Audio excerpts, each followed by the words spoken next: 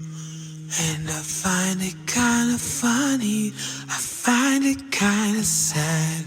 The dreams on which I'm dying are the best I ever had. Alright, welcome in. Thank you.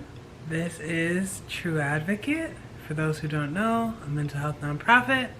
And today, we're going to talk about one of the most recent blog posts, which was the tigers you know, the tigers you don't know.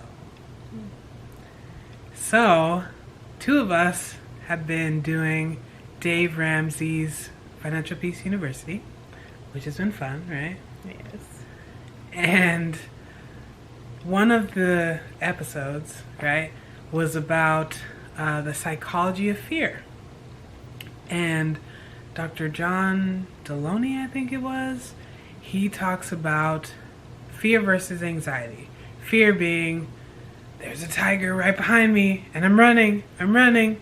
And then anxiety being, what if there's a tiger on the other side of the door? What if there's a tiger around the corner? What if, right? Very big difference. So, my question for you is, what are some of your, or one of your, tigers? And do you think it's a fear or an anxiety? One of my tigers. Say maybe acceptance. Sometimes I think that it's a fear. Talking about my channel.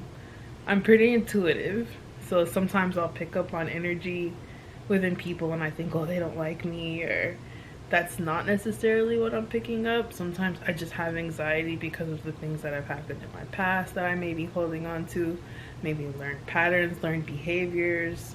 It's not a fear. And even if someone didn't like me, it's not really going to kill me. But because of that constant living in survival mode and living in fear, like you said, you think that there's a tiger behind you, but there's...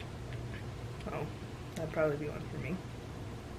I think that's a big one. I think acceptance is one that a lot of us can relate to because we live in social media world where we're constantly trying to figure out, will somebody like me? Will somebody follow my channel, right? Are they gonna click like on my post? Yeah, exactly. I know for me, anxiety is a huge thing. Are there any fears that you're comfortable sharing? Like one tiger that is a real fear? That's a good question. I haven't thought about that. What would be a real fear? I guess actually my survival.